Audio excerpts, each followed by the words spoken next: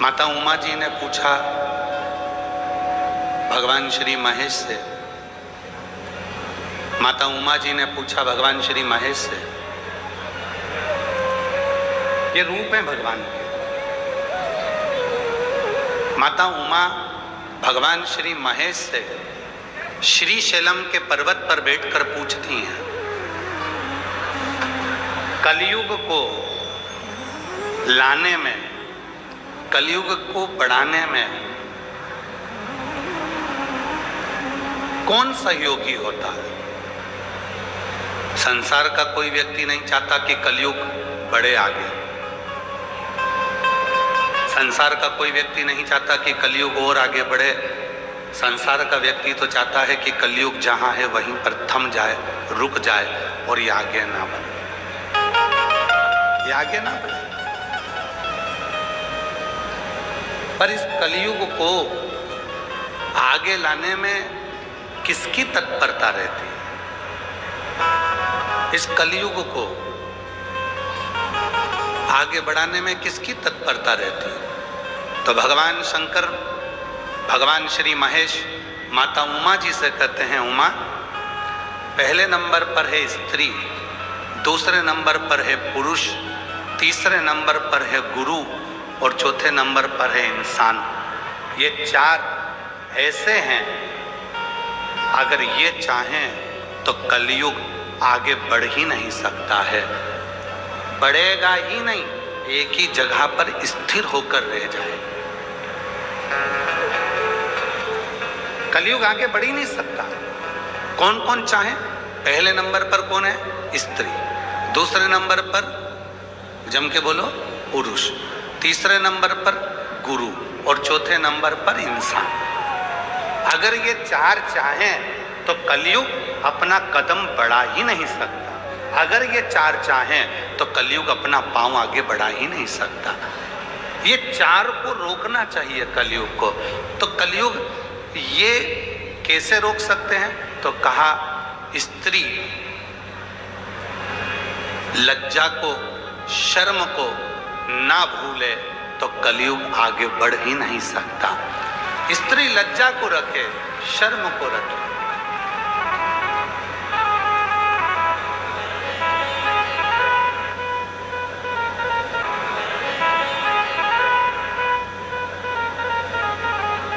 पंजाब हमको एक बहुत बड़ी सीख देता है। पंजाब एक हमको सबसे बड़ी सीख देता है कि जब भी गुरुद्वारे में जाया जाता है, जब भी कोई सत्संग में जाया जाता है, तो सिर पर अपनी चुन्नी को मेरी जीजियां अपने माथे पर रख लेते। पुरुष जब गुरुद्वारे में जाते हैं, सत्संग में जाते हैं, लंगर में जाते हैं, तो अपने सिर पर एक वस्त्र, एक पाग, पगड़ी, एक वस्त्र रख लेते हैं। क्या है? क्या है? और ये बात केवल एक की नहीं है। गुरु नानक देव जी महाराज जी से भी बाले ने पूछा था कि जब कोई लंगर चखता है तो अपने मस्तक पर वस्त्र क्यों रखता है?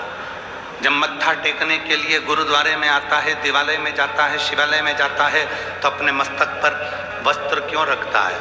तो कहा गुरु नानक देव जी ने, वहां पर हम तो नहीं होंगे, पर जब वो वस्त्र अपने मस्तक पर हमारा सम्मान के भाव से रखेगा तो हमारा हाथ वस्त्र के रूप में उनके सिर पर रखा ही रहेगा। जो बोले सो निहाल, वो हस्तकमल है हमारा जो सिर पर रखा। स्त्री लज्जा ना छोड़े, स्त्री शर्म ना भूले, शर्म को ना छोड़े। और जब स्त्री अपनी शर्म को, लज्जा को नहीं छोड़ती है तो कलयुग आगे बढ़ता ही नहीं है। दूसरे नंबर पर है पुरुष। स्त्री लज्जा ना छोड़े, पुरुष संस्कार ना छोड़े। पत्नी है, आदर करो। माता पिता है, सम्मान करो। छोटी बहन है, बड़ी बहन है, आदर करो। बुआ है, आदर करो। नानी है, आदर करो। दादी है, आदर करो। एक पुरुष जब अपने संस्कारों को पकड़ कर रखता है, संस्कारों को नहीं भूलता है, संस्कार नहीं छोड़ता है, तो कलयुग भी आगे बढ़ता ही नहीं है। पुरुष के हाथ में भी है कलयुग को थोड़ा रोक दे। पुरुष, स्त्री लज्जा ना भूले, शर्म ना भूले, पुरुष संस्कार ना भूले। संस्कार, नानी का मान क्या होता है, दादी का मान क्या होता है, बुआ का मान क्या होता है, बहन का मान क्या होता है, माँ का मान क्या होता है, मामी का मान क्या होता है, मामू का मान क्या होता है, एक मामा का मान क्या होता है, सबका सम्मान क्या होता है, ये पुरुष कभी ना भूले, अपने संस्कारों में ढल कर रहे, तो निश्चित है ये कलयुग आगे नहीं बढ़ता। कलयुग नहीं।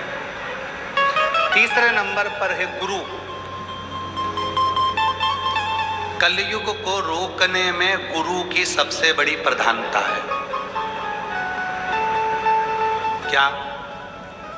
स्त्री लज्जा ना छोड़े, शर्म ना छोड़े, पुरुष संस्कार ना छोड़े, और गुरु अपना धर्म ना छोड़े, तो फिर ये कलयुग आगे बढ़ ही नहीं सकता। आज गुरु क्या कर रहे हैं? आज गुरु क्या कर रहे हैं? स्वयं को भगवान बनाने में सोशल मीडिया में इतना आगे आ गए कि खुद को भगवान कैसे बनाया जाए, बस गुरु एक ही काम कर रहे हैं, अपने आप को भगवान बनाने का प्रयास कर रहे हैं। गुरु अपना धर्म ना छोड़े। गुरु अपने धर्म से वंचित ना हो। कलयुग आगे नहीं बढ़ सकता अगर गुरु अपना धर्म ना छोड़े। आज संसार के इतने सारे गुरु हैं, रोज टीवी खोलो, रोज कहीं का ना कहीं का मिलेगा। सोशल मीडिया पे, यूट्यूब पर, इंस्टाग्राम पर, फेसबुक पर, खूब सोशल मीडिया पर लाखों लाखों करोड़ों रुपए खर्च कर दो और फेमस हो जाओ, और फेमस होकर खुद की पूजन चालू करवा दो, खुद का प्रचार जाता चालू करवा दो, खुद भगवान के रूप में पूजना चालू करवा दो। आज के गुरुओं ने स्वयं को भगवान मानना प्रारंभ कर दिया, स्वयं को। और शिव महापुराण की कथा क्या कर रही है? शिव कथा क्या कर रही है? गुरु अपना धर्म ना छोड़े। गुरु का क्या कर्तव्य है? ईश्वर को ईश्वर रहने दे, भगवान का भजन करवाए, स्मरण करवाए, कीर्तन करवाए, और स्वयं को भगवान ना माने, स्वयं को भगवान की तरह पूजन ना कराए। ये गुरु का सबसे बड़ा धर्म और कर्म है। स्वयं ईश्वर नहीं है।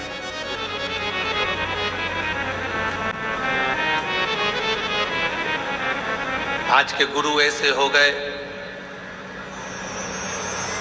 स्वयं को ईश्वर का प्रतीक मानने लगे कि हम भगवान हैं, हमारी पूजन करो, आरती उतारो, हमारा दर्शन करो, हमको ही केवल भजो। ये सोशल मीडिया के गुरु हैं। जब तक सोशल मीडिया पे चलेंगे तब तक गुरु जी कहलाएंगे, और सोशल मीडिया से हटे कि इनको कोई गुरु मानने को तैयार नहीं हो। और इस व्यासपीठ से, भटिंडा की इस पवित्र भूमि से हम निवेदन करना चाहेंगे, भटिंडा की इस पवित्र धरा से भटकना छोड़ दो।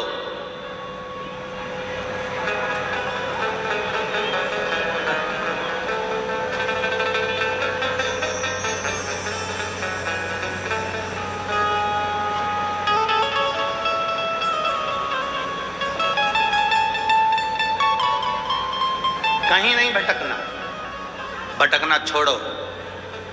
कोई कहे कि ये गुरु, कोई कहे वो गुरु, कहीं नहीं भटकना। अपन को तो केवल जिसकी वाणी हमारे हृदय को छू जाए और जिसकी वाणी से हमें शिव मिल जाए, बस वही गुरु है। बाकी के हमें कहीं जाने की, भटकने की जरूरत नहीं।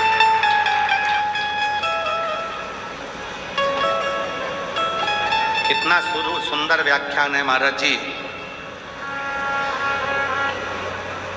सिख धर्म के अंतर्गत कोई यहाँ वहां ना भटके, इसलिए कह दिया गया कि गुरु ग्रंथ साहिब ही गुरु हैं। ग्रंथ को गुरु बना लिया, गुरु वाणी को गुरु बना लिया कि भटकना नहीं है हमको, हमको यहां वहां जाना नहीं, हमको डोलना नहीं है। पहले नंबर पर स्त्री कलयुग को रोक सकती है अगर वो अपनी लज्जा और शर्म को ना भूले। दूसरे नंबर पर पुरुष अगर वो अपने संस्कारों को ना भूले तो कलयुग को रोक सकता है। और तीसरे नंबर पर गुरु जो अपने आप को ईश्वर ना माने, ईश्वर को ईश्वर रहने दे और वो अपने धर्म को ना छोड़े, तो समझ लेना कि वो कलयुग को रोक सकता है। और चौथे नंबर पर है इंसान। इंसान अपनी इंसानियत ना छोड़े तो समझ लेना कि कलयुग आगे बढ़ने से रुक सकता है। आज इंसान इंसानियत नहीं करता, आज इंसान इंसानियत से दूर हो गया। घर के अंदर मम्मी का सिर दुख रहा है और एक बार जाकर नहीं पूछा कि मम्मा तुम्हारी तबीयत कैसी है। घर के अंदर पत्नी को तकलीफ हो रही है और एक दिन भी जाकर नहीं पूछा कि धर्म पत्नी से कि तेरे को तकलीफ क्या है। बच्चों को क्या चाहिए पूछने की जरूरत ही नहीं पड़ रही। मत जाओ दूसरी जगह, अपने घर के अंदर जो 4 लोग रहते हैं, अपने घर के अंदर जो 5 लोग रहते हैं, अपने घर के अंदर जो परिवार रहता है, आप कम से कम उसी से एक दूसरे से हालचाल तो पूछ सकते हो कि तुम कैसे हो, तुम हो कैसे। और कभी प्यासे को पानी पिलाया नहीं, बात अमृत पिलाने से कभी गिरते हुए उठाया नहीं, बाद आंसू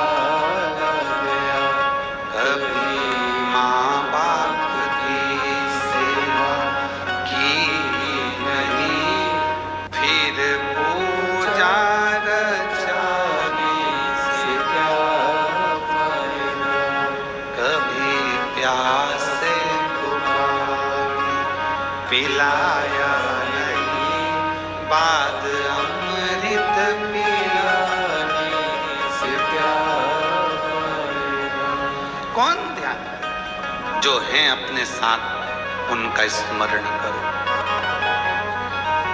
हम क्यों यहाँ वहाँ डोलते हैं, क्यों, किस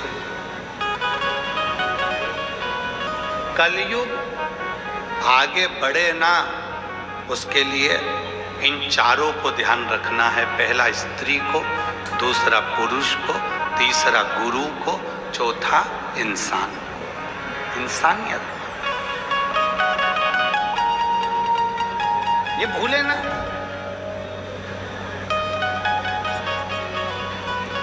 चश्मा कथा में रह गया ना, कोई बात नहीं।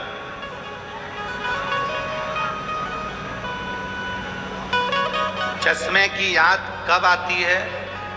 जब आप कुछ पढ़ते हो। बोलो बोलो, सही है कि गलत है? जम के बोलो जरा। चश्मे की याद कब आती है? जब आप, जम के बोलो, जब आप कुछ पढ़ते हो। तुम्हारे दांत पूरे निकल गए और एक डब्बी में दांत रखे थे, कहीं खो गए। बत्तीसी की याद कब आती है? जब कुछ, जम के बोलो, खाते हो। चश्मे की याद जब आती है जब कुछ पढ़ना होता है। बत्तीसी की याद जब आती है जब कुछ खाना होता है। और शिव पुराण की याद तब आती है जब व्यक्ति कहीं संकट में घिर जाता है, तब सीहोर वाले बाबा के उपाय को ढूंढना प्रारंभ करता है।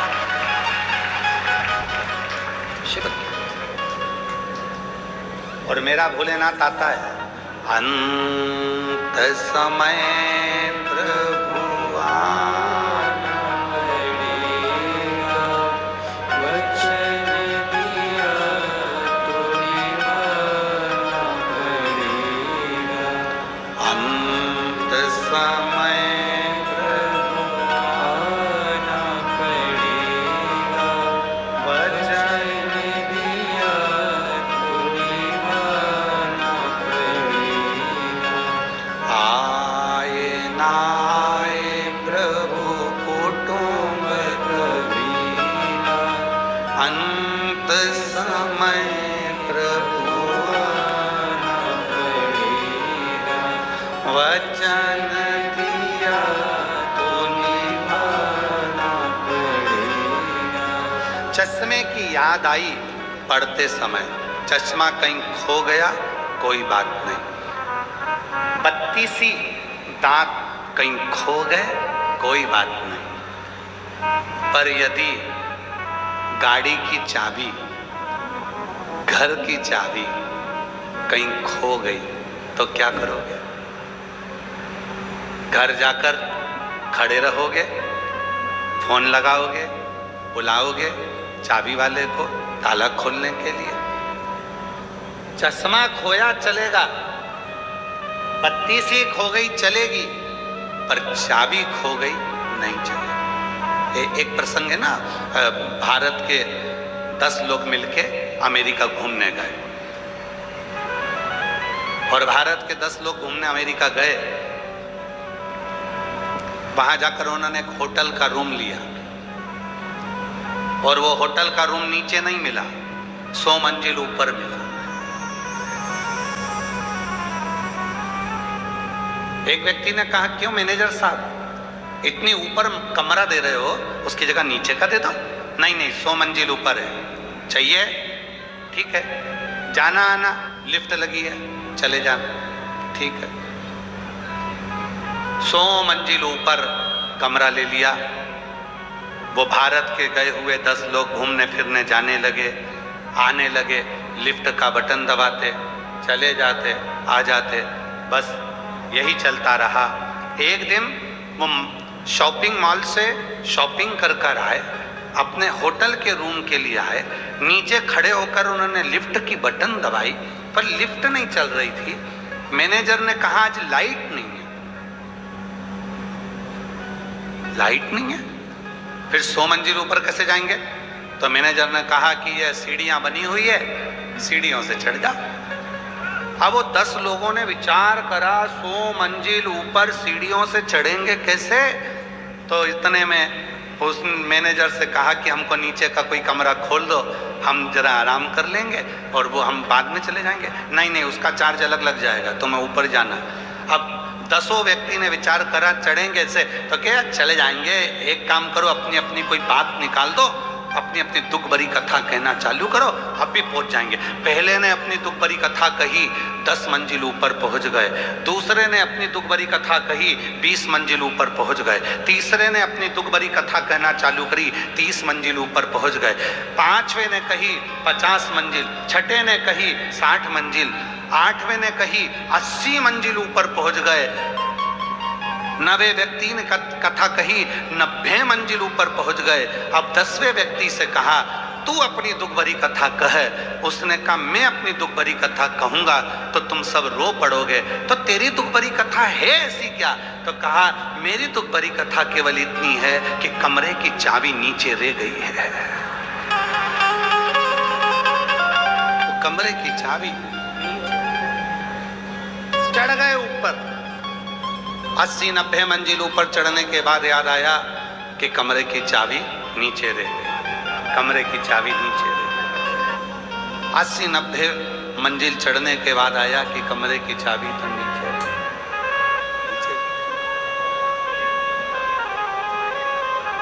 बस यही शिव पुराण कहती है, बहुत उन्नति की सीढ़ी पर चढ़ो, धन वैभव कुर्सी पद प्रतिष्ठा सत्ता सब कुछ आपको मिले, पर याद रखना शिव पुराण रूपी चाबी नीचे मत भूल जाना। शिव पुराण की चाबी यदि तुम्हारे पास है तो दुनिया का सारा खजाना तुम्हारे पास है, सब कुछ।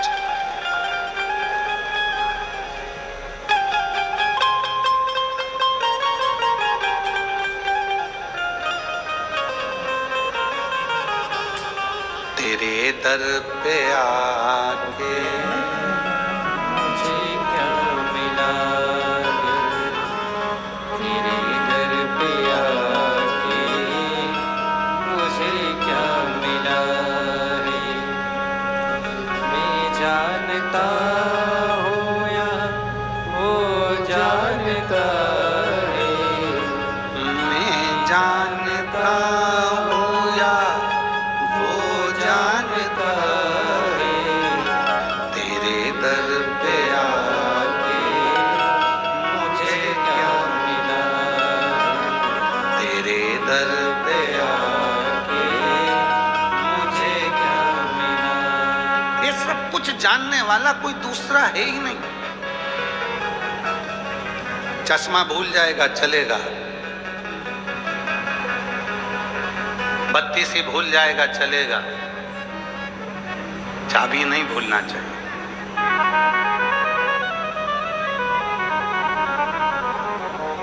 बिल्कुल मत भूलो शिव का नाम, भगवान शंकर का स्मरण, शिव की अविरल भक्ति।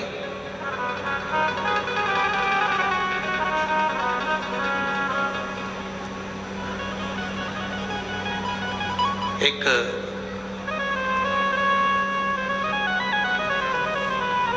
दुनिया का कोई कष्ट है, दुनिया की कोई तकलीफ है, दुनिया की कोई प्रॉब्लम है, सबकी एक चाबी है, श्री शिवाय नमस्तुभ्यं, श्री शिवाय नमस्तुभ्यं, श्री शिवाय नमस्तुभ्यं। दुनिया की एक चाबी है, उस शिव का नाम।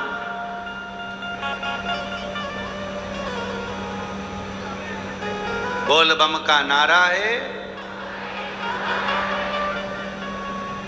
सारी समस्या का हल, सबका एक साधन, एक साधन शिव।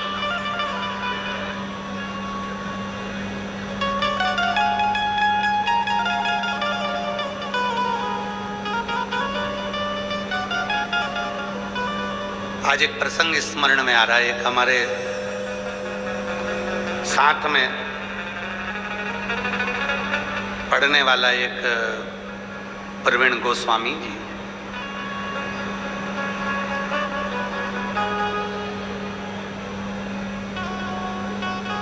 और प्रवीण गोस्वामी 8th क्लास में साथ में था, और पढ़कर उनके पिताजी नौकरी में थे तो वो दिल्ली विवेक विहार चले।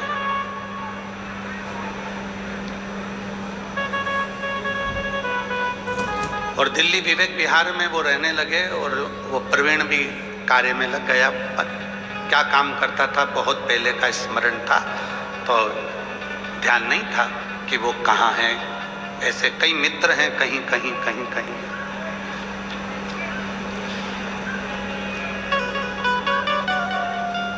कई लोग हैं।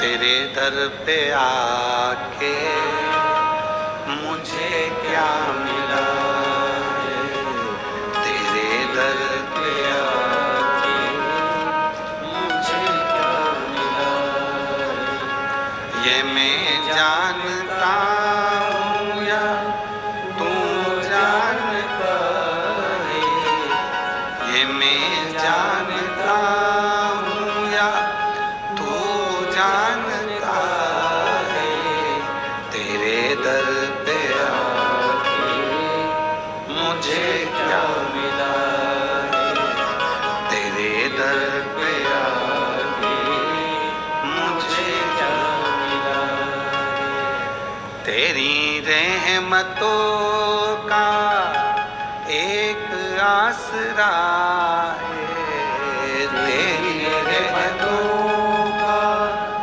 एक आसरा है, तेरी रहमतों का एक आसरा है, तेरी रहमतों का एक आसरा है, ये मैं जानता हूँ या तो जानता है, ये मैं जानता हूँ या वो जानता है, तेरे दर पे आके मुझे क्या मिला है, तेरे दर पे आके मुझे क्या मिला है,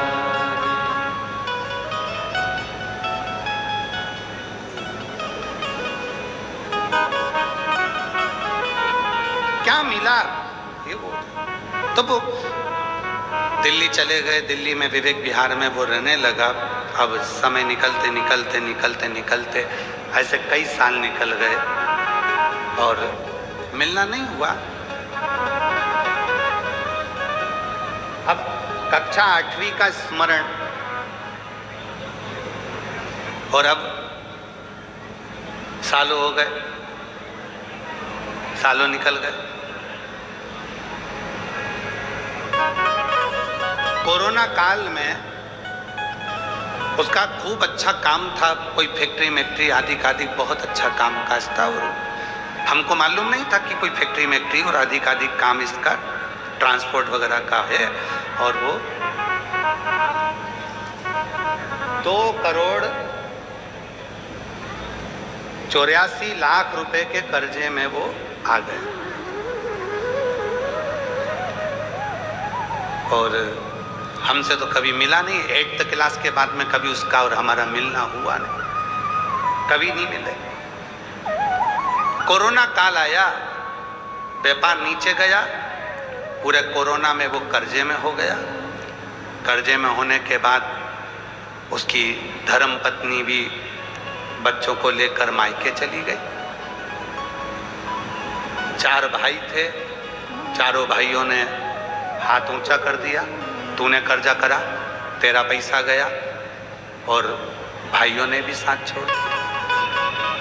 उसने कहीं टीवी पर कथा देखी और वो पहचान गया कि ये सीहोर वाला प्रदीप मिश्रा है जो हमारे साथ 8th क्लास में पढ़ता था। नंबर निकाला, सीहोर ऑफिस फोन करा, ऑफिस से नंबर लिया, बात हुई आशीष के मोबाइल से, तो कहा मैं प्रवीण बोल रहा हूँ।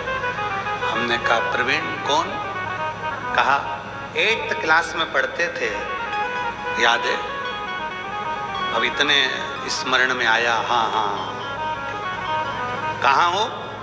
कहा दिल्ली हूँ, विवेक विहार रहता हूँ। अच्छा, फिर इतने सालों के बाद कहाँ 8th क्लास और कहाँ? अब याद कैसे किया? टीवी देख रहा था तो तुम दिख गए, और दिख गए तो मन में आया कि एक बार बात करो, बहुत उलझन में फंसा हूं, बहुत उलझन। क्या उलझन आ गई। कोरोना काल में सारा पैसा डूब गया, 2,84,85,00,000 के करीब में चला गया। पूरी फैक्ट्री डाउन हो गई, सब कुछ डब हो गया, कुछ भी नहीं बचा। सब ने साथ छोड़ दिया, पत्नी और बच्चे भी चले गए, अपने मायके गई है, और अब क्या कर सकते हैं। तो हमने कहा भाई देखो हमको तो कुछ आता है नहीं। अरे टीवी पर तुम्हारी कथा चल रही है, कोई दिल्ली में तुम्हारा परिचित है क्या, उससे कभी मिलवा दो, कोई सपोर्ट मिल जाए, सहयोग मिल जाए। तो हमने कहा भैया हमारा तो एक ही परिचित है, श्री शिवाय नमस्तुभ्यं, एक ही परिचित है और वो केवल शिव है। अरे भाई बहुत कर्जा है, कोई मिल जाए जो थोड़ा बहुत सपोर्ट। हमने कहा मुश्किल। एक है वो कर्जा नहीं देता, खुद कर्जे में रहता है, और उसका नाम महादेव है, शिव है, शंकर है, ओघड़दान। चलो ठीक है, मेरा पैसा वापस कैसे आएगा। हमने कहा देखो पहले समय अच्छा चल रहा था ना, हाँ पत्नी भी थी, हाँ बच्चे भी थे, हाँ परिवार भी था, हाँ भाई भी साथ में थे, हाँ समय अच्छा चल रहा था, काल अच्छा चल रहा था। अब तेरा काल, तेरा समय बेकार हो गया तो घबराना नहीं। घड़ी बनाने वाला, समय बनाने वाला, काल बनाने वाला उस महाकाल को याद करना प्रारंभ कर दे। और जिस दिन तू महाकाल को याद करना प्रारंभ करेगा उस दिन तेरा काल सुधरना प्रारंभ हो जाएगा और तेरी जिंदगी वापस वैसी की वैसी हो जाएगी। उसने कहा क्या करना पड़ेगा। हमने कहा प्रदोष का समय हो, प्रदोष का समय। तो उसने कहा प्रदोष का समय कब होता है। तो हमने कहा शाम का समय, सूर्य डूब रहा हो, उस समय पर चंद्र अपनी जगह पर आ रहा हो, और प्रदोष का जो समय होता है, दोनों के मिलन का जो समय होता है, उस समय पर बस एक लोटा जल सामने भरकर तैयार रख और आवाज लगा, काल हर, कष्ट हर, दुख हर, दारिद्र हर, खुशी की लहर कर, नमः पार्वती पते हर। बस बोलना प्रारंभ कर, काल हर, कष्ट हर, दुख हर, खुशी की लहर कर। उसने कहा इसके बोलने से कष्ट कट जाएगा। हमने कहा प्रदोष काल में जब घड़ी बनाने वाले को याद करोगे, काल अधिपति को याद करोगे और चिल्लाकर जब उससे पुकार करोगे, बच्चा रोता है तो माँ गोदी में लेकर दूध पिलाती है, छोटा बच्चा जिद करता है तो पापा फिरकी भी दिला देते हैं, छोटा बच्चा रोता है तो दादी फिंगर बनाकर रोटी का गुट्टा दे देती है। और तू अगर दिल से पुकारेगा, काल हर, कष्ट हर, दुख हर, दारिद्र हर, खुशी की लहर कर, नमः पार्वती पते हर। जब तू बोलना प्रारंभ करेगा, तेरा कष्ट भी हरेगा, काल भी हरेगा, दुख भी हरेगा, दारिद्र भी हरेगा और खुशी की लहर करेगा। उसने नियम बना लिया, शाम के समय पर चिल्लाता, शिव जी को आवाज लगाता, शिव जी को। आप कभी विवेक विहार जाएं कॉलोनी में, तो वहां पर वो गली नंबर मेरे स्मरण में नहीं, वहां जाकर पूछेंगे कि भाई शाम को प्रदोष काल में कोई चिल्लाता है क्या। कहाँ एक आवाज आती है इसकी छत पे से, काल हर, कष्ट हर, दुख हर, वहां से आवाज आती है। कर्जे में हो गया था, अब वापिस 3-3 फैक्ट्री का मालिक हो गया, क्योंकि काल चक्र घूम गया, वापिस काल चक्र।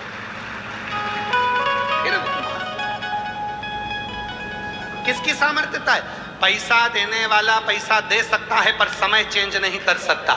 धन देने वाला धन दे सकता है पर कष्ट आपका मिटा नहीं सकता, दरिद्रता नहीं मिटा सकता। धन दे देगा, संपदा दे देगा, सर रोग को नहीं मिटा सकता, हॉस्पिटल में अटैची लेकर खड़ा हो जाएगा, पर रोग मिटाने की जवाबदारी भी उसकी है, कष्ट मिटाने की जवाबदारी भी उसकी है। जब हम उससे कहते हैं काल हर, कष्ट हर, दुख हर, दरिद्र हर, हे प्रभु खुशी की लहर कर, जब उससे कहते हैं तो वो ध्यान देता है कि मुझे पुकार रहा है, मुझे आवाज लगा रहा है, और फिर वो आता है और ऐसा काल चक्र घुमाता है कि घड़ी जो उल्टी चल रही हो उसको सीधी कर देता है और तुम्हारी जिंदगी सुखी कर देता है।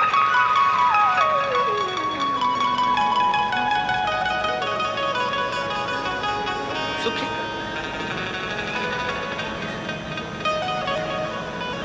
कब याद किया उसने? कक्षा 8वीं में पढ़ता था और टीवी पर देखा कोरोना काल में, तब याद आई कि हाँ प्रदीप जी है, बात करते हैं उनसे। क्यों लगाया? कोई दिल्ली में उनका परिचित होगा।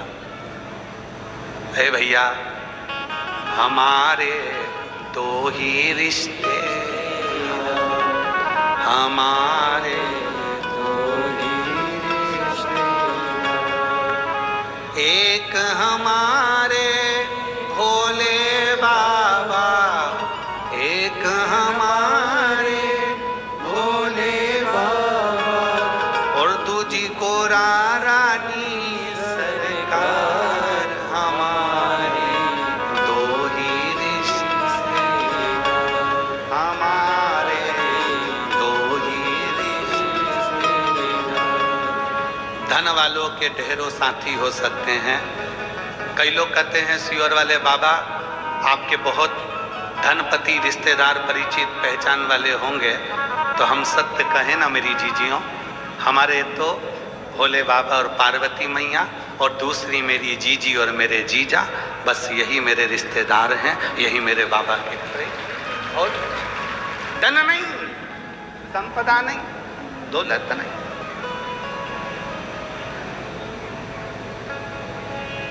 कोई कहे कि सियोर वाले बाबा के पास जाएंगे, पत्रिका दिखाएंगे, हाथ दिखाएंगे तो हमारा दुख काट देंगे। ना ना ना, सियोर वाले बाबा को कुछ नहीं आता, उसका दुख तो खुद भोलेनाथ काट रहा। तकलीफ है, कष्ट है, दुख है, परेशानी है, पुकारो उसको, पुकारो।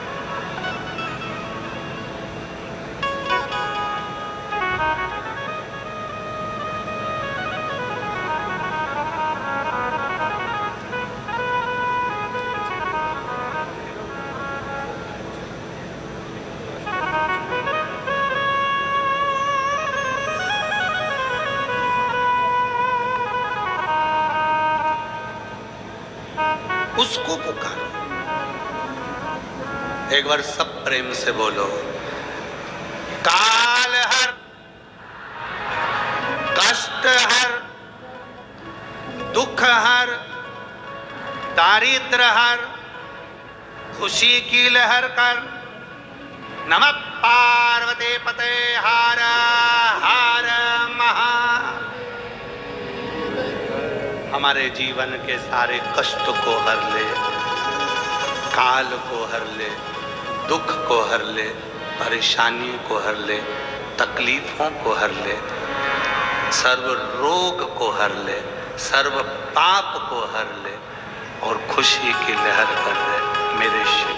खुशी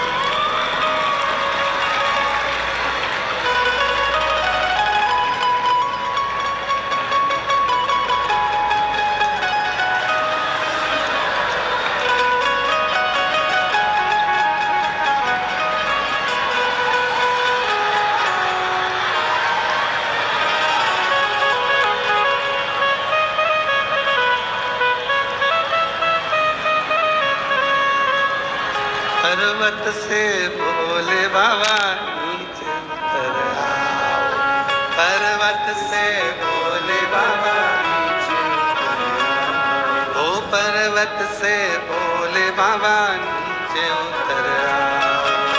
छेड़ना नहीं है, इसको नहीं छोड़ना।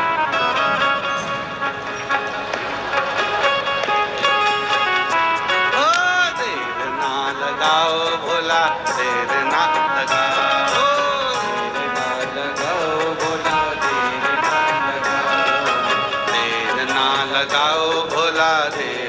लगाओ, देर ना लगाओ भोला देर ना लगाओ।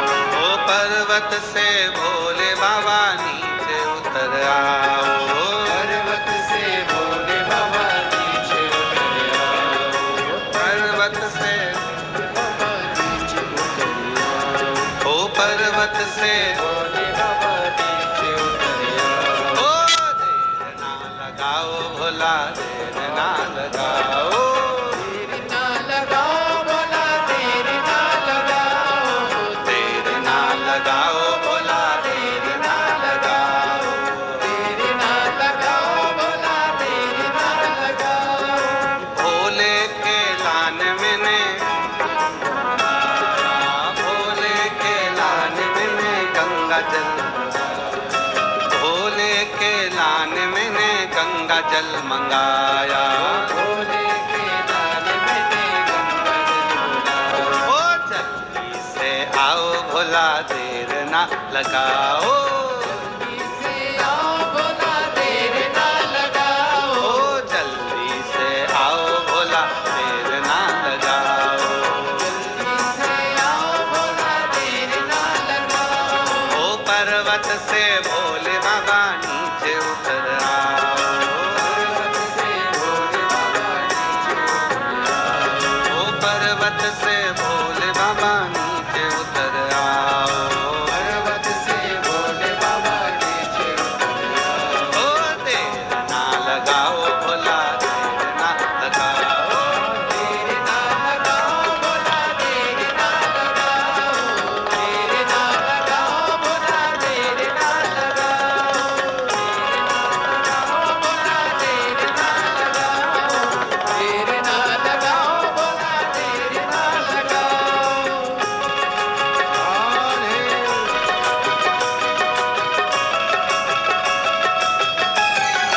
शंभो।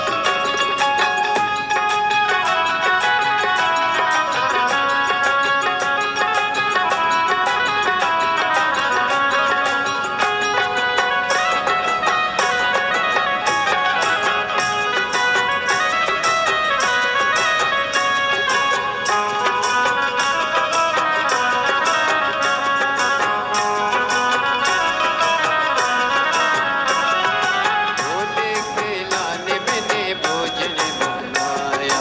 भोले के लाने मैंने भोजन बनाया।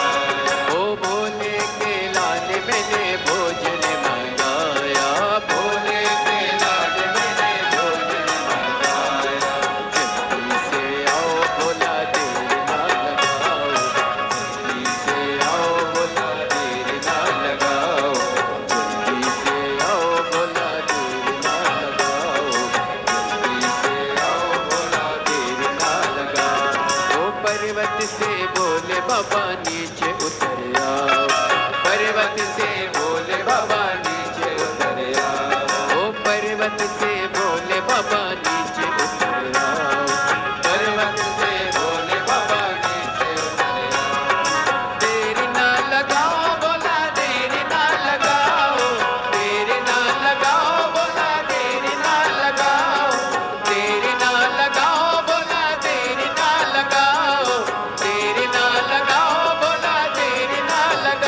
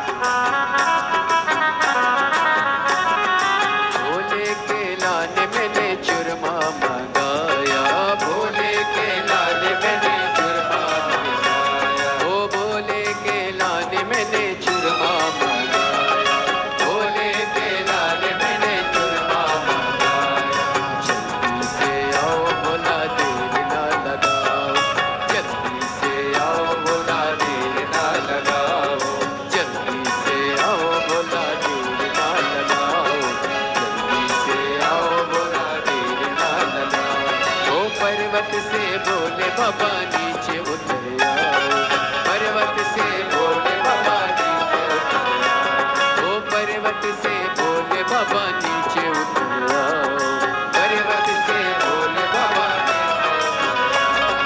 देरी ना लगाओ, बोला देरी ना लगाओ, देरी ना लगाओ, बोला देरी ना लगाओ, देरी ना लगाओ, बोला देरी ना लगाओ, देरी ना लगाओ, बोला देरी ना लगाओ।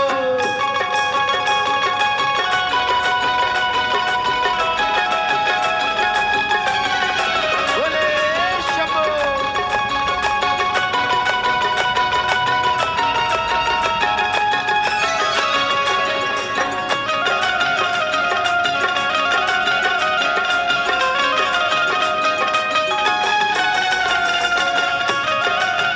हमारे बीच में श्री मनीष सिंह जी सिसोदिया जी, पूर्व उप मुख्यमंत्री दिल्ली पंजाब प्रभारी, हमारे बीच में पधारे हैं। एक बार जोरदार ताली बजाकर उनके लिए साधुवाद।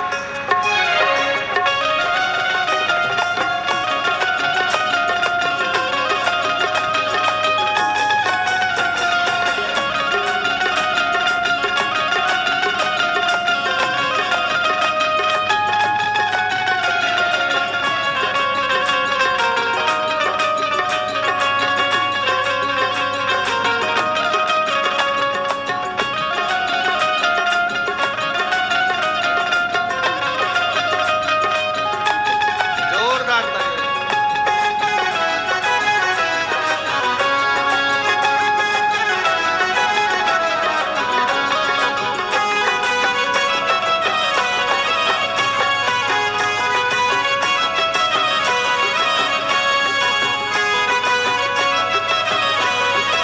भोले के लाने में देसे जवाब छाया, भोले के लाने में देसे जवाब छाया, भोले के लाने में देसे जवाब छाया, भोले के लाने में देसे जवाब छाया। जल्दी से आओ बोला देर ना लगाओ, जल्दी से आओ बोला देर ना लगाओ, जल्दी से आओ बोला देर ना लगाओ, पर्वत से बोले बाबा नीचे उतर आओ, पर्वत से बोले बाबा नीचे उतर आओ, ओ पर्वत से बोले बाबा नीचे उतर आओ, पर्वत से बोले बाबा नीचे उतर आओ, देरी ना लगाओ, बोला देरी ना लगाओ, देरी ना लगाओ, बोला देरी ना लगाओ, देरी ना लगाओ, बोला देरी ना लगाओ, देरी ना लगाओ, बोला देरी ना लगाओ।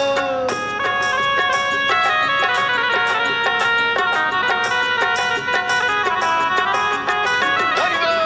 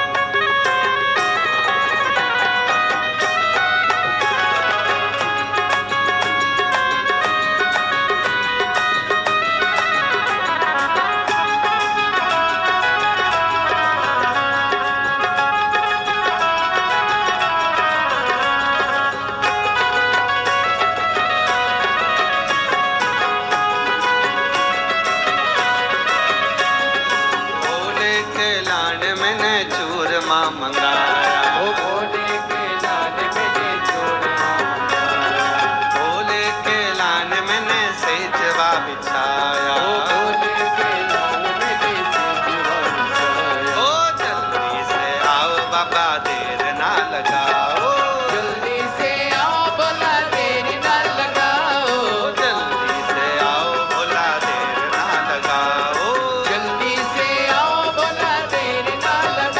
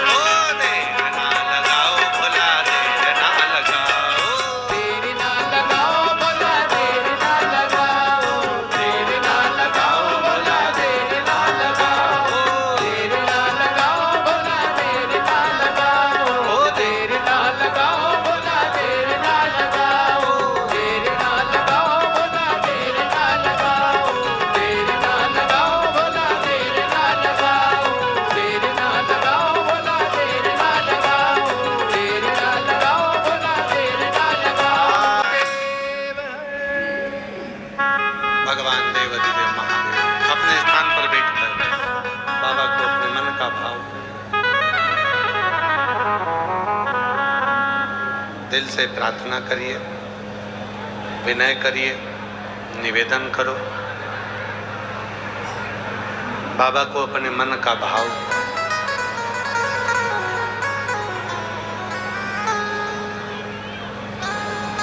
ये कथा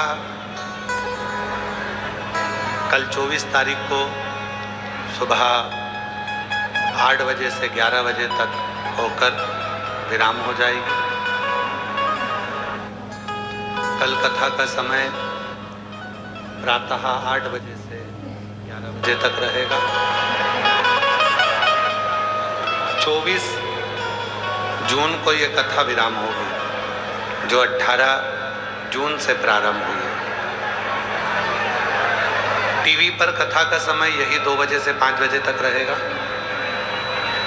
बठिंडा पंजाब में कथा का समय कल सुबह 8 बजे से 11 बजे तक रहेगा। इसके बाद 8 जुलाई से 14 जुलाई तक ऑनलाइन शिव महापुराण की कथा दोपहर में 2 बजे से 5 बजे तक रहेगी, जिसको आप अपने अपने घर पर रहकर श्रवण कर सकेंगे। 24 जुलाई से 29 जुलाई तक गुरु पूर्णिमा महोत्सव, शिव दीक्षा महोत्सव सीहोर कुबरेश्वर धाम पर रहेगा। 28 जुलाई तक, 24 से 28 जुलाई तक 5 दिवसीय शिव पुराण की कथा गुरु पूर्णिमा महोत्सव की सीहोर में रहेगी, कुबरेश्वर धाम पर। 29 जुलाई को शिव दीक्षा गुरु दीक्षा महोत्सव रहेगा। 30 जुलाई से 1 महीने तक सीहोर कुबरेश्वर धाम का कावड़ मेला प्रारंभ हो जाएगा, जहां पर आप सब आकर बाबा को कावड़ चढ़ा सकेंगे। और 25 अगस्त को प्रदोष, भौम प्रदोष की मंगलवार के दिन प्रदोष की कावड़ सुबह 9 बजे माँ सीवन के तट से 11 किलोमीटर दूर कुबरेश्वर धाम तक जाएगी। ऐसे कथाओं का क्रम रहेगा और आप और हम सब लाभान्वित होंगे। हृदय से बाबा को अपने मन की बात कहिए, दिल से प्रार्थना करो, निवेदन करो, विनय करो, विनती करो। बाबा को अपने मन का भाव कहो और निवेदन करिए। साथ में बोलिएगा, आज कथा का 6ठा दिवस है। आज कहते हैं कथा की शिवरात्रि है।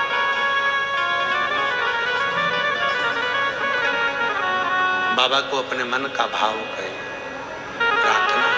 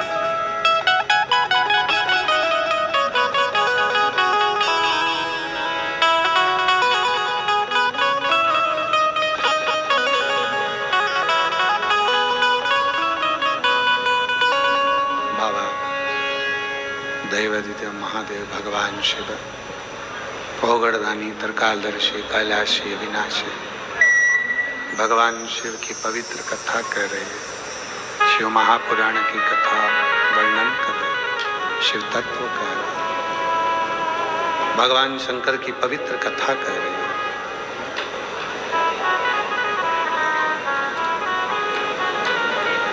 हमारे बीच में श्री मनीष सिंह जी सिसोदिया जी, मनीष सिसोदिया जी हमारे बीच में आए हैं, पूर्व उप मुख्यमंत्री दिल्ली एवं अब पंजाब प्रभारी हैं। एक बार पुनः जोरदार ताली बजाकर उनके लिए साधुता, जोरदार ताली की गर्जना के साथ में पुनः साधुवाद। शिव जी की पवित्र कथा में आपका आगमन हुआ, उसके लिए साधुता आपको। शिव कथा कर रही है, भगवान उमा महेश का सुंदर चरित्र कर रहा। 4 ऐसे हैं जो कलियुग को आगे बढ़ने से रोक सकते हैं। पहले नंबर पर स्त्री अपनी लज्जा, अपनी शर्म का जब वो स्मरण रखती है, छोड़ती नहीं है, तो वो कलियुग को रोक सकती है। दूसरे नंबर पर पुरुष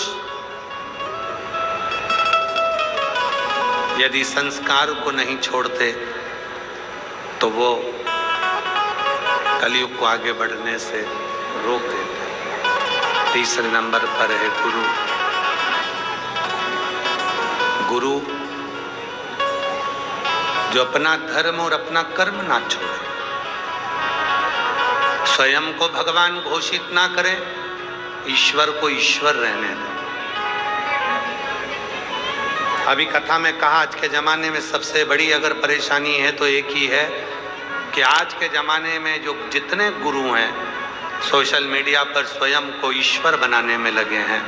पर शिव पुराण कहती है ईश्वर को ईश्वर रहने दो, परमात्मा को परमात्मा रहने दो, उसमें भेद ना, स्वयं को भगवान ना बने, स्वयं को ईश्वर ना बने।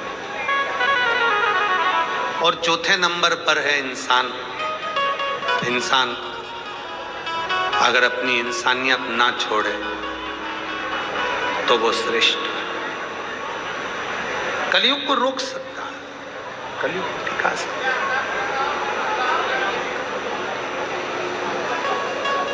हम जब अपने कर्म से वंचित हो जाते हैं तब हम कहीं ना कहीं भटक जाते हैं।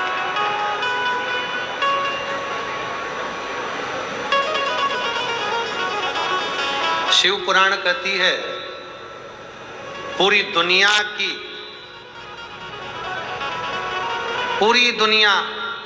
जीतने की ताकत होती है संस्कार। पूरी दुनिया जीतने की ताकत होती है संस्कार में, और सोने की लंका में आग लगाने की भी ताकत होती है अहंकार में। एक होता है संस्कार, दूसरा होता है अहंकार। सेट करो सामने। एक होता है संस्कार, दूसरा होता है अहंकार। संस्कार पूरी दुनिया को जिता देता है और अहंकार पूरी लंका में आग लगा देता है। हम शिव महापुराण की कथा के माध्यम से आप और हम इस कथा को श्रवण कर रहे हैं, इस कथा को सुन रहे हैं। अपने भीतर एक भाव प्रकट करें कि हम जब भगवान देवादिदेव महादेव को एक लोटा जल चढ़ाने के लिए जाएं, सारी समस्या का हल एक लोटा। जब हम जल चढ़ाने के लिए शिव की शरणागति में भगवान शंकर के चरणों में जब जाएं तो हमारे पूर्ण भरोसे के साथ, पूर्ण विश्वास के साथ। और तेरे दर पे आके मुझे क्या मिला, तेरे दर पे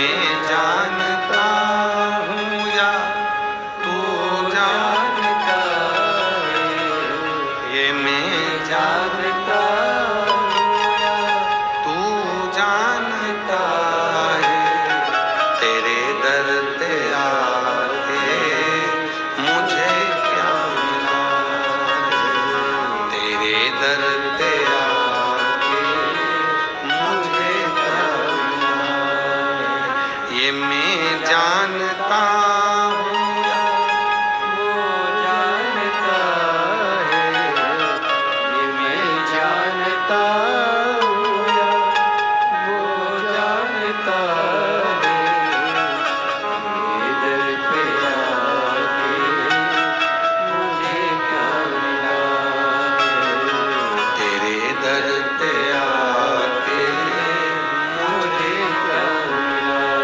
है। एक तारकासुर का सुंदर चरित्र आता है। प्रबल था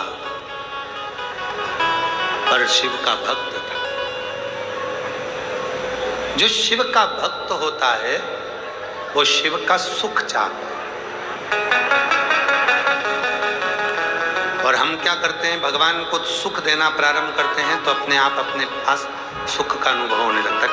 एक बड़ी सुंदर सा प्रसंग है। किसी प्यासे को अगर पानी पिलाया गया है, किसी भूखे को अगर भोजन कराया गया है, तो वो पानी और वो भोजन जंगल में भी अगर आप भूखे हो तो मेरा महादेव आपके पास लाकर जरूर देता है, ये निश्चित है।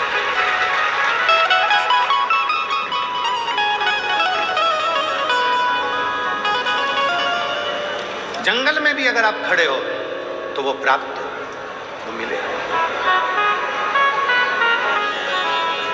शिव चरणारविंद का जो सुख है, भूखे को भोजन, प्यासे को पानी, जय बाबा बरबाद।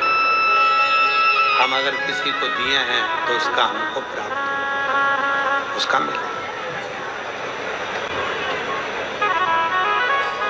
आज कितने शिव भक्त यहाँ आए हुए हैं, पूरे पंडालों भरे हैं।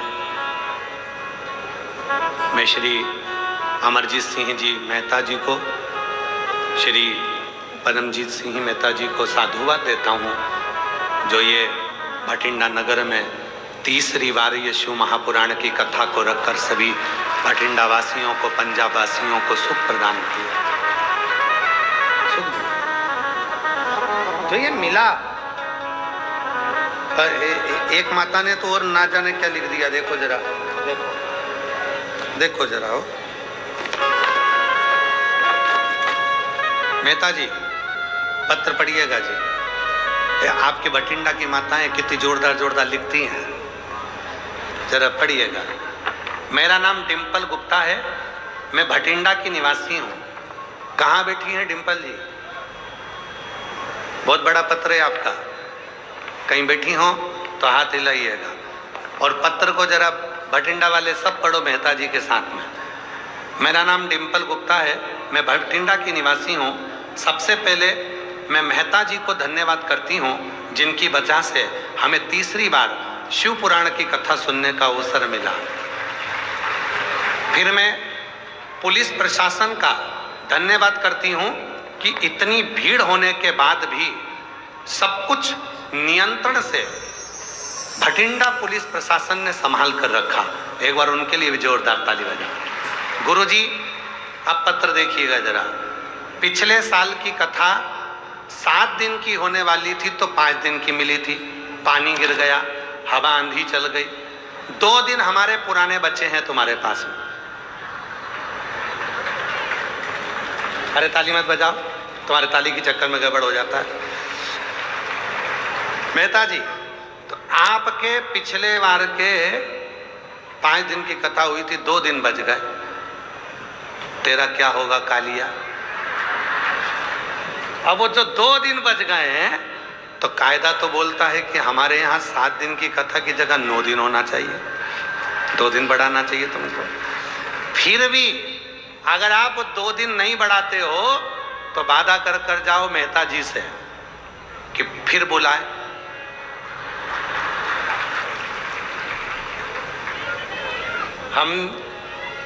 मेहता जी, पदम जी, देखो तो, मेहता जी तो बुला ले, तुम्हारा भी तो सपोर्ट चाहिए ना मेहता जी को, फिर पदम जी को। तुम सब एक बुलंदता से जब साथ में आकर खड़े हो गए और सब एक बार आनंद से कहोगे हर हर, तो फिर क्यों ना होगा, फिर योग बनेगा, फिर आएंगे। तो मेरी जीजी डिम्पल जीजी कहाँ बैठी है? कहीं बैठी है कि नहीं? बैठी है कहीं? तो जहां भी बैठी है आपका पत्र बड़ा जोरदार है। और नीचे आपने एक लाइन और लिख दी, खाली ना जाता कोई दर से तुम्हारे, खाली ना जाता कोई दर से तुम्हारे, मैं भी खड़ी हूँ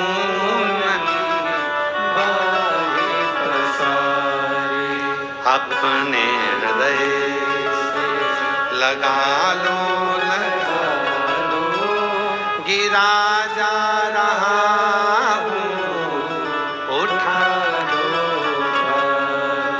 भोले अपने दर से, अब तो ना टालो, गिरा जा रहा हूँ, उठा लो।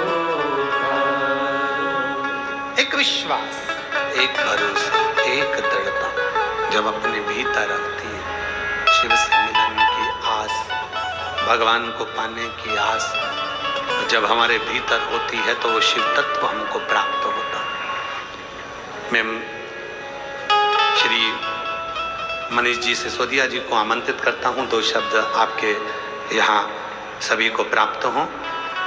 एक बार जोरदार ताली बजाकर पुनः श्री मनीष सिसोदिया जी, पूर्व उप मुख्यमंत्री दिल्ली, पंजाब का प्रभारी हैं अभी, एक बार जोरदार ताली बजाकर उनके लिए साधुता। 2 शब्द सुनकर फिर पुनः अपन कथा की ओर आगे बढ़ेंगे और कथा का लाभ लेंगे। तेरे दर पे आके मुझे क्या मिला,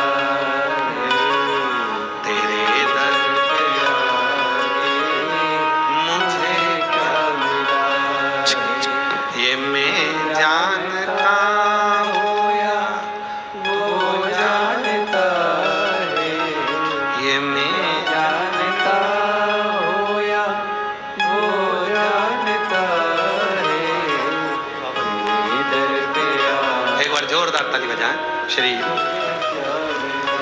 मनीष जी सिसोदिया जी। बहुत बहुत धन्यवाद। मंच पर आसीन व्यासपीठ श्री गुरुदेव भाई, थोड़े से इधर हो जाओ, लोग तो ऐसे आ जाएंगे बीच में। और मंच पर आसीन गुरुदेव और यहाँ उपस्थित भाई अमरजीत मेहता जी, छोटे भाई पदम मेहता जी, जिनको अभी अभी आप सब लोगों ने, भटिंडा के लोगों ने दोबारा मेयर चुना है, और यहाँ पर बैठे सभी, मैं अब इंसान बोलूं तो छोटा हो जाएगा, सभी शिव रूप इंसानों को मैं नमस्कार करता हूँ, प्रणाम करता हूँ, नमन करता हूँ। 6 दिन से आप लोग कथा सुन रहे हैं। मेरा लालच तो यही था कि 6 दिन से जो लोग लगातार कथा सुन रहे हैं और जिस वातावरण में, जिस आबो हवा में लगातार 6 दिन से शिव तत्व गुंजायमान है, व्यासपीठ के माध्यम से, गुरुदेव के माध्यम से, उस हवा में थोड़ी सी सांसें मैं भी ले लूं। हो सकता है थोड़ा सा भगवान शिव का प्रसाद कुछ अच्छी सांसों के रूप में, कुछ अच्छे वातावरण के रूप में मुझे भी मिल जाए, इसीलिए मैं आया था। बहुत शानदार शिव का दरबार सजा हुआ है यहाँ। आप सबके अंदर, आप सबके हृदय में विराजमान शिव को मैं फिर से प्रणाम करता हूँ।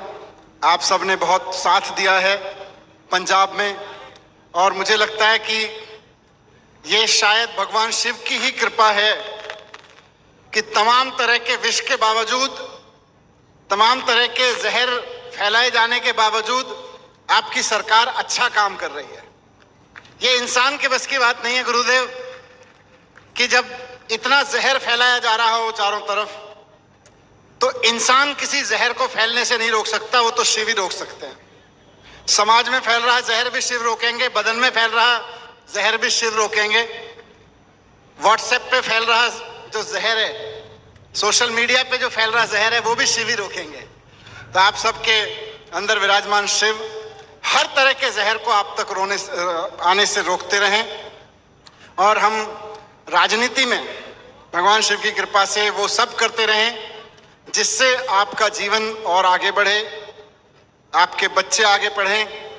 मैंने अपना जीवन एजुकेशन के लिए समर्पित किया है, इसी चीज के लिए कि जब तक देश के हर बच्चे को अच्छी एजुकेशन नहीं मिल जाती, हर बच्चे को, कुछ बच्चों को तो मिल जाती है गुरुजी, लेकिन जब तक देश के हर बच्चे को अच्छी एजुकेशन नहीं मिल जाती, हमारा भारत आगे नहीं बढ़ेगा।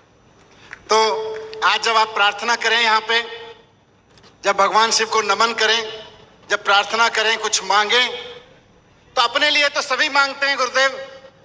मैं आपकी इस भक्त की दुनिया से, इस भक्त के दरबार में रिक्वेस्ट करने आया हूं कि देश के सारे बच्चों के लिए अच्छी एजुकेशन मांग लीजिए। अपना बच्चा हो या किसी का, जिससे हमारा प्यार ना हो, उसका भी बच्चा हो तो उसको अच्छी एजुकेशन मिल जाए। बस यही मैं विनती करूंगा। मुझको पूरी उम्मीद है कि यहां की गई प्रार्थना, और खास तौर से जिस व्यासपीठ पर गुरुदेव विराजमान है और 6 दिन से जहां शिव कथा का आयोजन चल रहा है, यहां अगर सच्चे दिल से आपने खड़े होकर ये प्रार्थना कर दी कि देश के हर बच्चे को शानदार अच्छी एजुकेशन मिल जाए, फिर तो शिव की कृपा बरसेगी बरसेगी। हमसे जो बन सकेगा उसमें हम करेंगे, आपसे जो बन सकेगा आप भी करिएगा। बहुत बहुत धन्यवाद मेहता जी का, और विशेष रूप से मैंने कहा छोटे भाई पदम का साथ देने के लिए भटिंडा वासियों को बहुत बहुत धन्यवाद ही कह सकता हूं। अभी मैं गुरुदेव आगे आया तो मैं तो सोच रहा था भटिंडा या पंजाब के लोग मिलेंगे, कई लोग मेरे को दिल्ली से मिलने आ गए, बोले जी दिल्ली से हैं। तो ये आपकी कथा की वाणी है, आपकी कथा का प्रताप है। मैं भी सोच रहा था मैं क्या बोलूं कि मुझे यहाँ आके क्या मिला है, ये मैं जानता हूं या वो जानता है। एक बार पुनः आप सबके अंदर विराजमान भगवान शिव को नमन करता हूं। धन्यवाद। हर हर बहुत बहुत साधुवाद माननीय श्री मनीष जी सिसोदिया जी, बहुत बहुत साधुवाद के साथ एक बार पुनः जोरदार ताली बजाकर उनका सब तेरे दर पे आके मुझे क्या मिला, तेरे दर पे आके मुझे क्या मिला, ये मैं जानता हूँ या वो जानता है, ये मैं जानता हूँ या वो जानता है, इधर पे आके मुझे क्या मिला है, तेरे दर पे आके मुझे क्या मिला है। शिव कथा कर रही है, भगवान शंकर का चरित्र कर रही है, शिव महापुराण की कथा वर्णन कर रही है, शिव तत्व कर रही है। तारकासुर शिव से बड़ा स्नेह रखता, शंकर से बड़ा प्रेम, शिव के प्रति उनका समर्पण है, भगवान भोलेनाथ जी के प्रति एकाग्रचित्ता समर्पण।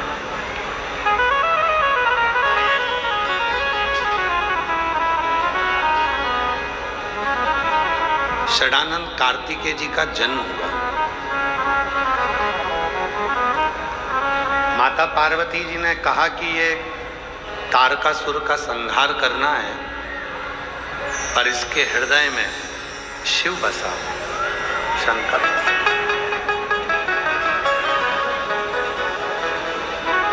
और शिव पुराण कहती है कि जब दिल में अगर शिव बस जाए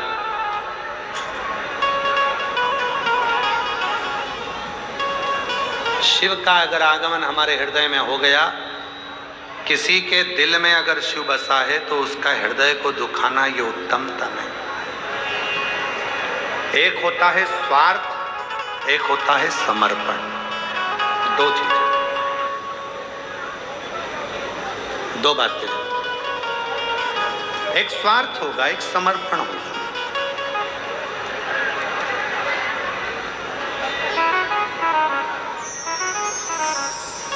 दान करो,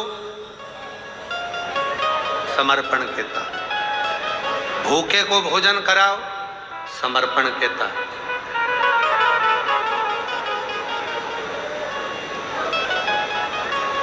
माननीय सिसोदिया जी ने अभी एक बड़ी सुंदर बात कही कि शिक्षा,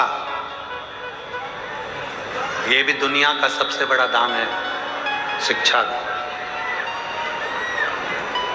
और उनके इतने अच्छे विचार हैं शिक्षा के प्रति, एक बार उनके लिए जोरदार ताली बजाएं, साधुता है। हम भी अपनी व्यासपीठ से माननीय ये बात हमेशा कहते हैं कि अगर भगवान आपको धन दे, संपदा दे, तो अपने आसपास के क्षेत्र में अगर कोई बच्चे पढ़ने में कमजोर हैं और वो पढ़ना चाहते हैं, उनके पास वैभव नहीं है, तो उनको खूब पढ़ो, अपने बच्चों जैसा पढ़ो। तो एक स्वार्थ, एक समर्पण। भोजन भी कराया है किसी को और समर्पण के भाव से कराया है तो उसका फल जरूर मिलेगा। पानी भी पिलाया है और समर्पण के भाव से पिलाया है तो उसका फल जरूर मिलेगा। शिक्षा अध्ययन कराई है, समर्पण के भाव से कराई है, उसका फल जरूर मिलेगा। चिकित्सा कराई है, समर्पण के भाव से कराई है तो उसका फल जरूर मिलेगा। उसका फल जरूर प्राप्त हो, वो छूटता नहीं। आप अगर कथा को श्रवण कर रहे हैं, भगवान शिव के मंदिर में जा रहे हैं, भगवान शंकर के मंदिर में जाकर पूर्ण समर्पण के साथ आप श्री शिवाय नमस्तुभ्यम की गर्जना कर रहे हैं तो उसका फल आपको जरूर मिलेगा। और वो फल मिला केवल एक को नहीं, अनेक को। तारकासुर को देखा मां पार्वती ने और षडानंद कार्तिकेय जी से कहा कि ये तारकासुर, इसको मार। पर इसके हृदय में शिव बसता है क्योंकि ये पूर्ण समर्पित है, इसका समर्पण पूर्ण है, पूर्ण से। आवाज नहीं आ रही है बेटा, बाहर पंडालों में आवाज नहीं है, थोड़ा आवाज खोलो, पीछे तक आवाज नहीं जा रही। दोनों पंडालों की खोलो। पूर्ण समर्पण के साथ पार्वती माता ने कहा, माता पार्वती जी बोली, सुनो षडानंद कार्तिकेय, तारकासुर के हृदय में शिव बसते हैं। अगर तुम बाण छोड़ोगे और तारकासुर का पूर्ण समर्पण शिव जी के प्रति है, बाण छोड़ोगे हृदय में लगेगा तो ये दोष हो, ये दोष हो। बाण तो छोड़ो पर हृदय को ना छुए, उदर को छुए।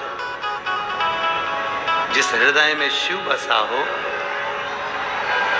सही आवाज खोलिए उधर की, पंडाल की, वो वाले पंडाल की आवाज में नहीं आ रही है। जिस हृदय में शिव बसा है, जिस हृदय में स्वयं भगवान देव अधिदेव महादेव बसे हों, उस हृदय को कोई घात ना पहुंचा। शिव पुराण कहती है जब हमारा पूरा समर्पण किसी कार्य के प्रति हो जाता है, शिव के प्रति हो जाता है या किसी कर्म के प्रति हो जाता है, तो उसका फल भी अच्छा ही मिलता है। षडानंद कार्तिकेय ने बाण छोड़ा, उदर को लगा। तारकासुर ने जब षडानंद कार्तिकेय को देखा तो प्रसन्न चित्त में आकर कहते हैं कि मेरी मन की तमन्ना आज पूरी हो गई। कार्तिकेय जी ने पूछा कि मन की तमन्ना क्या? कहा, मेरे मन की तमन्ना थी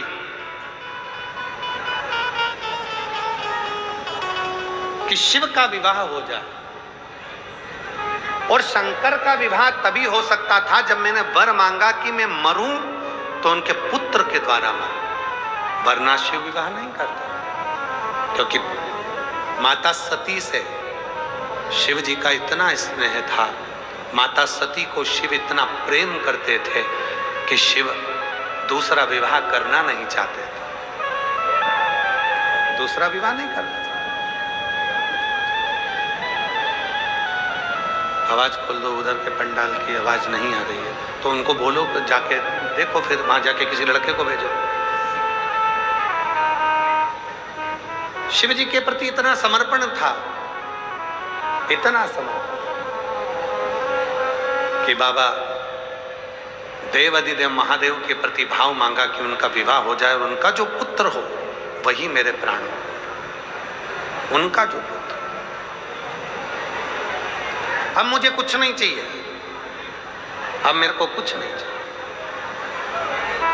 भगवान कार्तिकेय जी देख रहे थे तारकासुर के प्राण जा रहे थे और तारकासुर ने अपने 3 पुत्रों को अपने पास में बुला लिया, तारकाक्ष, विदुम्माली और कमलाक्ष। ये 3 पुत्र।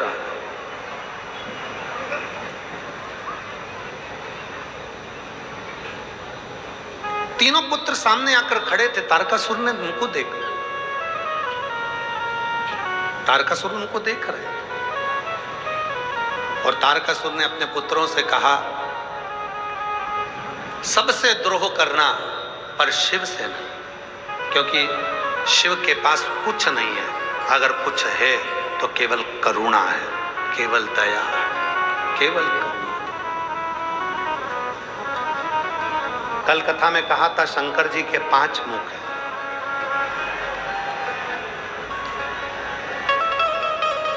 कल कथा में कहा था शिव जी के 5 मुख हैं।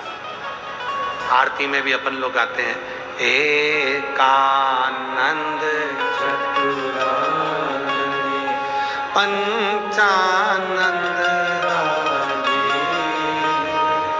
भोले पंचानन राजे हंसासन करुणासन हंसासन करुणासन वृषवाहन साजे ओम हर हर हर।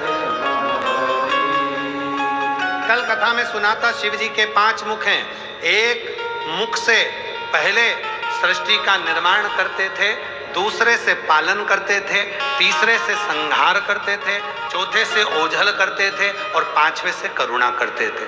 पर शिवजी ने विचार करा कि सारा कार्य मैं करूं, उससे अच्छा है अपने कार्य का विभाजन। ब्रह्मा जी को कार्य दिया सृष्टि निर्माण का, भगवान विष्णु को कार्य दिया पालन का, और भगवान शंकर ने अपना एक मुख प्रकट करा, बगला मुख, जिससे उन्होंने संहार का भाव प्रकट किया। फिर एक कमल के रूप, कमलापति के रूप में प्रकट हुए, जिनको दिया सृष्टि के ओझल। फिर सृष्टि के ओझल का भाव देकर फिर अगला भाव शिव जी ने जो स्वयं लिया, वो स्वयं का स्वरूप था करुणा का भाव। शंकर जी कहते हैं, मेरे पास केवल एक ही चीज रखी है। दुनिया का व्यक्ति जब हर जगह से हताश होकर, हर जगह से ठोकर खाकर जब मेरे पास आएगा, शिव कहते हैं मैं उस पर करुणा करना प्रारंभ कर दूंगा, दया करना। जब मेरे पास एक पत्र है, बड़ा सुंदर है, देखिए, अच्छा पत्र है, बड़ा सुंदर है, देखिए।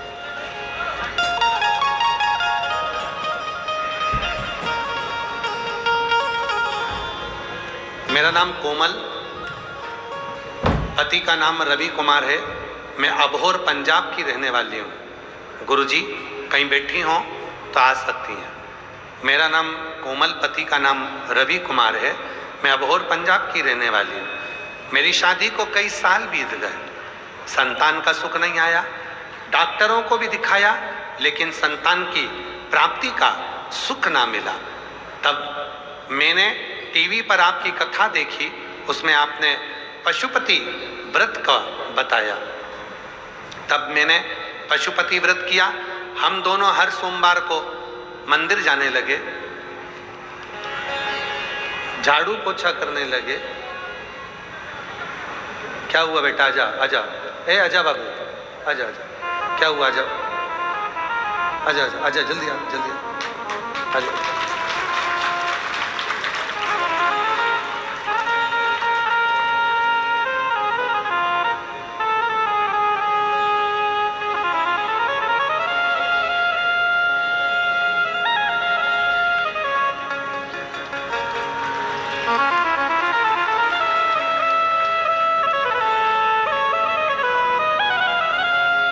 हमने पशुपति व्रत करना प्रारंभ करा, जल चढ़ाना प्रारंभ करा। सारे डॉक्टरों ने तो मना कर दिया था कि मैं मां नहीं बन पाऊंगी, पर 4 जनवरी 2024 को हम बठिंडा पंजाब की कथा को सुनने के लिए आ गए। हमने सुना था सीहोर वाला बाबा जब कथा कहता है जो मांगो वो मिलता है। हम कथा में आकर बैठ गए। 4 जनवरी 2024 को हमने कथा सुनी और यहाँ से थोड़ी सी मिट्टी को लेकर घर चले गए। अपने गर्भ पर लगाती, बाबा से प्रार्थना करती, गुरुदेव बाबा की ऐसी करुणा हुई गुरुदेव, 11 मार्च 2025 को मेरे घर में कई वर्षों के बाद संतान की प्राप्ति हो गई, जिसका मैं फोटो लगा रहे हैं, मैं शिव को प्रणाम करने के लिए। कहीं बैठी हो तो आ सकती है।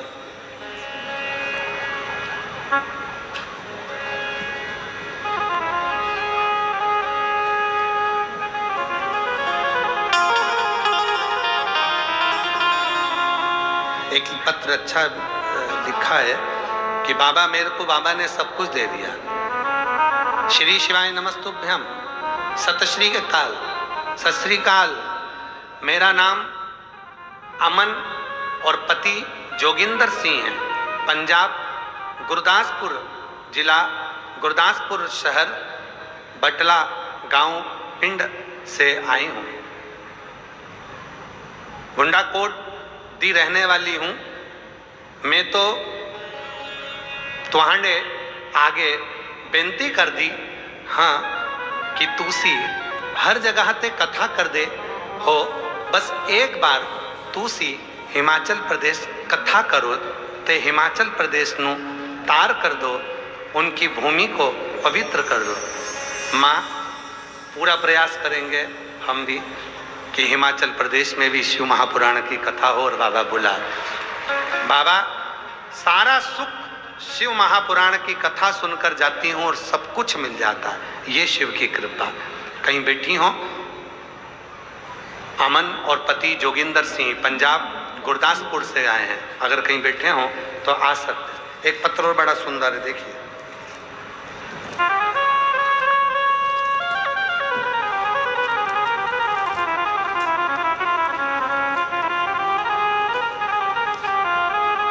मेरा नाम आरती, पति का नाम अरण सोनी है। हम जिला निवासी फाजिल्का निवासी पंजाब के हैं।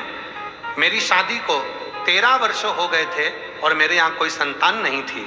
तब मेरी जेठानी ने आपके बारे में बताया, तब से मैंने कथा सुनना प्रारंभ करी और बाबा की कथा श्रवण करने में मन लगाया। गुरुदेव, हम भटिंडा की कथा में 2025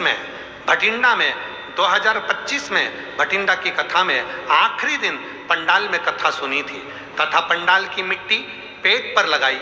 मैं पंडाल की महिमा का क्या बखान करूं गुरुदेव कि मुझे उसी माह जिस दिन मैं मिट्टी लगा कर गई पंडाल की, उसी महीने में मेरा गर्भ ठहर गया। 10 नवंबर 2025 को मुझे पुत्र रत्न की प्राप्ति हुई है। 13 साल के बाद बाबा ने मेरे पर करुणा करी है। कहीं बैठी हो, आप ही हैं, आ जाइए, आ जाओ। एक पत्र और बड़ा सुंदर है। गुरुजी मैं नमन करती हूँ। मेरा नाम भारती, पत्नी श्री बलराम, जम्बाल हिमाचल के जिला ऊना गांव ठटल की निवासी हूँ। गुरुदेव, मैं शिव महापुराण सीहोर के रुद्राक्ष में 1 लोटे जल का क्या वर्णन करूं।